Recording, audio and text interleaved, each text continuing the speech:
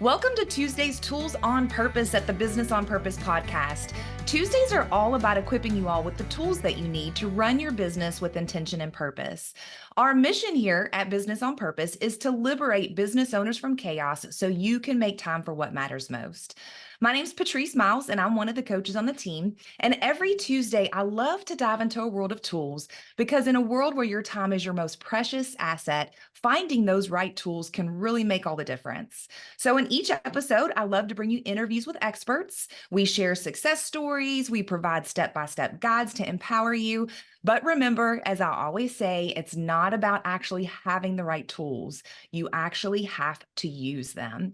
So, today's topic is the hiring process.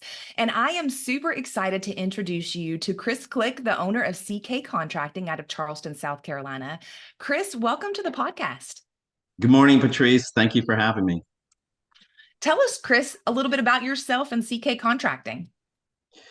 CK Contracting has started in 2002, and we've been doing this for over 20 years now. We live in Charleston, South Carolina, my wife and three daughters.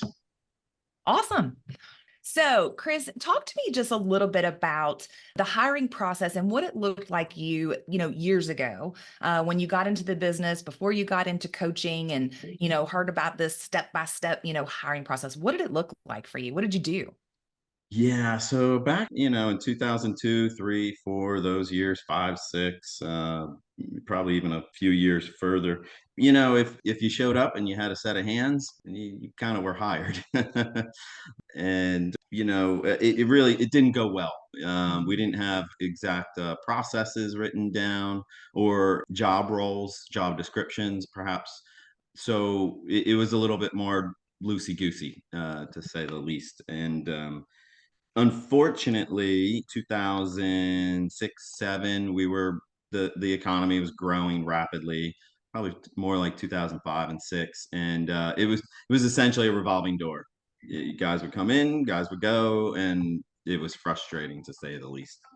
Yeah. It's frustrating. And it sounds like a lot of chaos too. So, I am super excited to hear about the hiring process that you are using now, and also some of the rewards that you've seen from that. So, just to kind of break it down in the actual hiring process that together you and I've built out. But what I love about it is that you've taken it and you've really tweaked it and made it a CK contracting hiring process because you do a lot of unique things in there. So just starting out with like the very first part of the hiring process, which is kind of that pre-hiring stage. Can you tell us just a little bit about what do you do, before you even start to interview? Well, just going through their resume, trying to see the experience, and perhaps more importantly, we're trying to gauge their personality, I would say, as well. We're looking for the right fit. Whether that right fit has the rock star experience or not is one thing, but if their resume exemplifies, the right personality, that's essentially what we're looking for. We're looking for someone to gel well with the rest of the team. I think that's the right word, gel. Yeah. And Um, talk to me about like, where do you advertise? Do you use a recruiting service? What does that look like?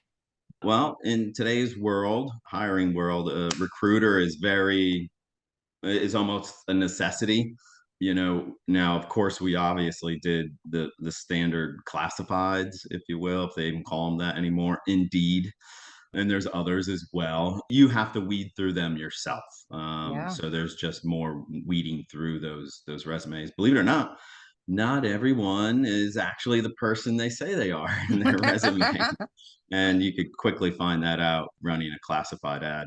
And then obviously we try to surround everyone around us in our immediate surrounding, our trades, our vendors, whoever, we would say to them, hey, look, we're looking for this project manager or whatever the position might be. And hopefully we could get some feedback with that. Now, in years past, those were probably more fruitful, but in today's tight job market, not as much. Yeah. And then I know you also have an application that you send out prior to even kind of talking to them, right? Yes. So yeah, that's actually That's going to be step one after we're looking at the Okay. resume. Okay. Yeah, it's a little bit of time and effort on the applicant's part, and some of it tends to be a little redundant of what their resume is. However, one important feature of the application are the references, Mm. past job references. Hopefully, the last immediate 3 jobs would be great. And you would be surprised that depending on who you're hiring, what level of candidate you're hiring, you would be surprised at how many of those are essentially unanswered. Yes, I do remember some of our calls and your frustrations with some of those applications that would come across or not come across at all, but yet they really want the job. So it's fantastic. So, talk to me about that step one, that phone interview. You've gone through, you got your job description, you've put it on Indeed, you've used Recruiter, whatever. You have the candidate now, they filled out the application. And so you're interviewing them just, over the phone. I know you've got some great questions that you use. Yes. So we actually, rather than doing the interview over the phone, we prefer a Google Meet, which is like a Oh, Zoom. Yes. yeah, love it.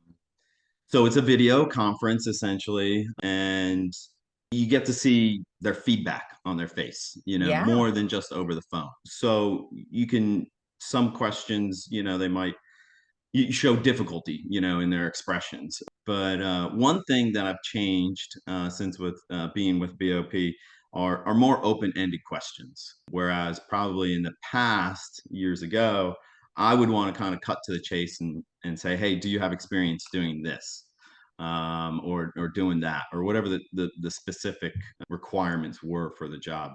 Nowadays, it's more open ended and it's a repeatable process for everyone, and open ended questions. And yeah, the more open ended they are, you would be surprised. If you're spending, sometimes these calls could last longer than they really should. To be honest with you, they could be 30, 40, maybe even 50 minutes, which you would be surprised at how much some people offer up Yeah, information yeah. wise. I love that. So takeaways are open-ended questions, and I love the repeatable process. Just use the same thing over and over and over again so you don't have to think, because I know there were some weeks we would talk and you had done almost like 10 phone interviews like in one week, and that was if they actually showed up, because I know you even had some frustrations that they would schedule it and then not even show up. So, Yes, yes. And really the big roadblock was the job application.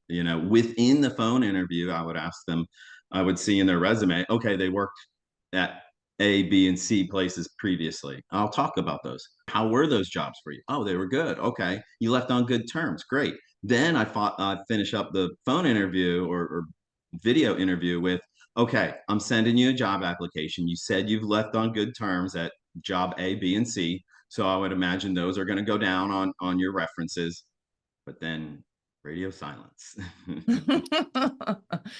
so let's talk about, step two, that first live interview. So they've, made it past the application and the phone interview. Now you're doing that live interview if they are someone that's local. What does that look like at CK Contracting?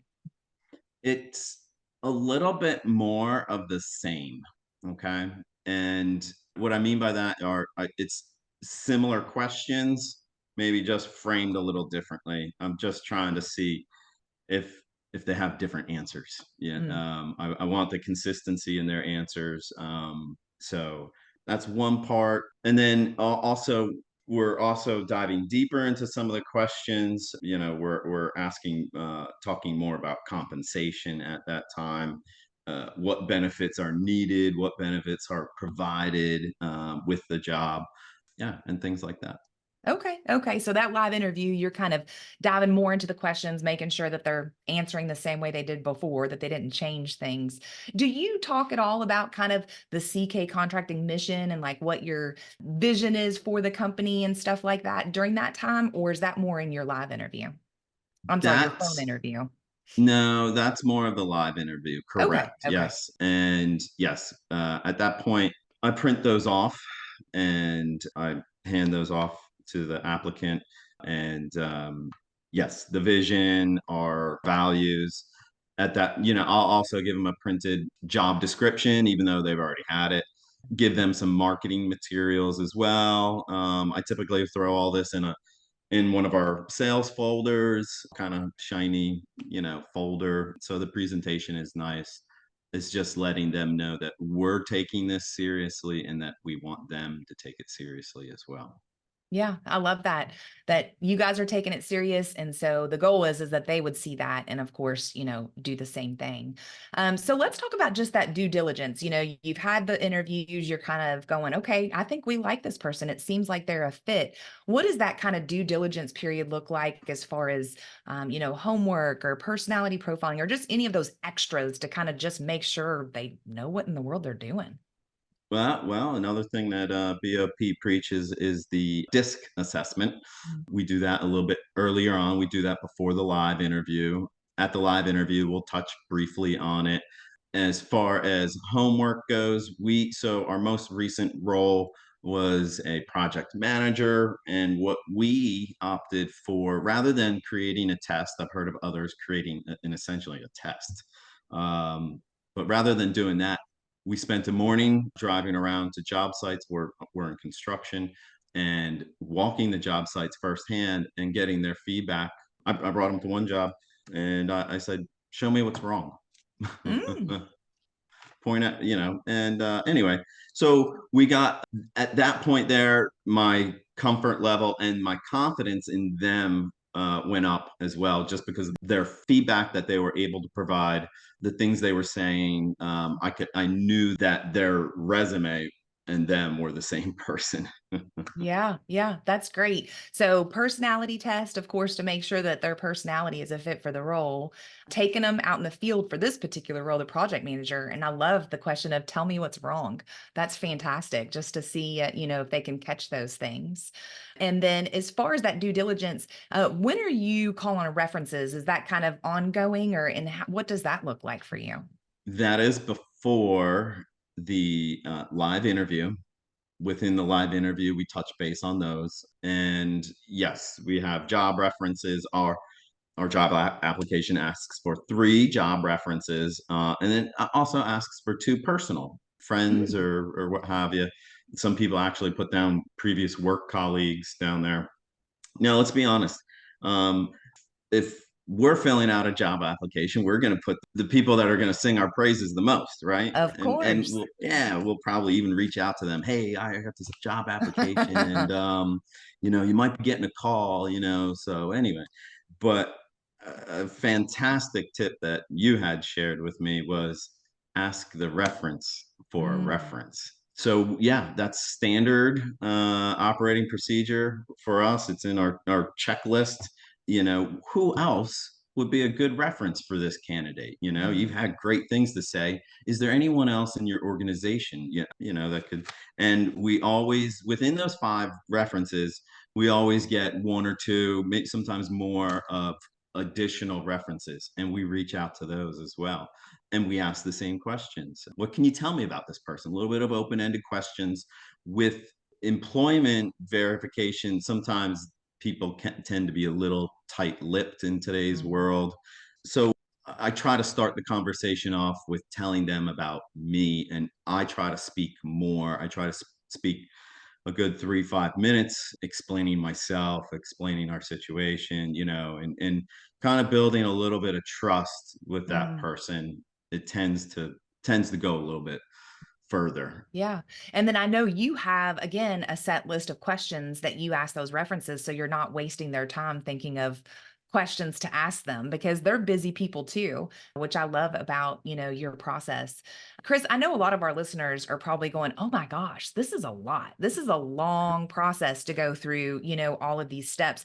I need a salesperson right now. We need sales right now. I need a project manager right now. And you are a perfect example as we've walked alongside over the past year, literally waiting for that project manager to check all of those boxes, which it has happened and you have him now. But, just anything you can encourage our listeners when we think about how long this process takes. A bad hire isn't worth it. So, most everyone has experienced a bad hire. If not, man, share me your secrets. But so we've got the processes down to avoid those bad hires. In our industry, the repercussions just last, months or could even be years after that bad Mm. hire. Yeah. So yeah, you want to hire the right person. And that's probably my only real encouragement is you don't want to have the wrong person on board. It's just too costly because you're going to have to do the process all over again, and then you have to let them go and deal with that process. The onboarding is just it takes too long. So get the right fit, and and you'll be successful. Yeah, I love it. I love it. It's just too costly to make that bad hire. So why not take the time up front instead of the time later to make sure that that candidate is right? And I love what you said, Chris. You said sometimes you feel the repercussions of that bad hire even later, way down the road. And it's very true.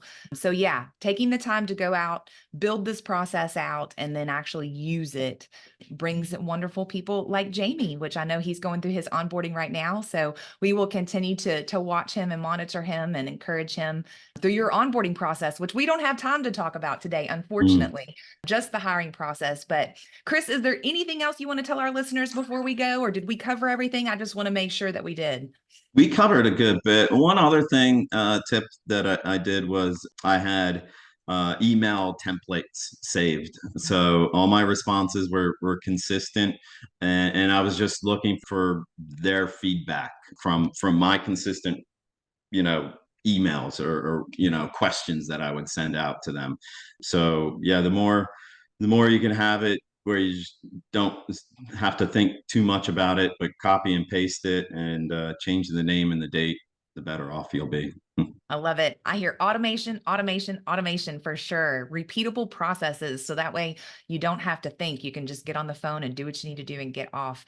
The other advantage is one day you can have somebody doing all of this for you, doing all of your interviews and going through all that process for you, which is ultimately the goal to have a business that runs without you. So Chris is in the process of getting there with just starting on this hiring process alone. So Chris, thanks so much for coming out. I know you had a busy day and you stopped your time to come and encourage us all with your process. So I hope people really take this to heart and look at what they're doing and make some changes so that way they don't have to go through some of the painful bad hires that many business owners have had to deal with. So thanks so much. Absolutely. Thank you. So, guys, that is a wrap for Tuesday's Tools on Purpose. Enjoy your new tool, the hiring process. But remember that every small action leads to big results. So, what action are you going to take today in regards to the hiring process? Now, for those of you all that are tired of living in chaos and you are ready to actually start prioritizing working on your business instead of in it, I would love to set up a discovery call to learn a little bit more about your business. So, feel free to email me at patrice@mybusinessonpurpose.com. Otherwise, guys, we always have our Healthy Owner Business Assessment test that you can take. A 0 is a horrible score, but a 40 is a perfect score. So if you're brave enough, Kevin's going to put that QR code up for you to scan and also the web address to take that Healthy Business Owner Assessment. Otherwise, guys, I will see you all next Tuesday. Thanks so much.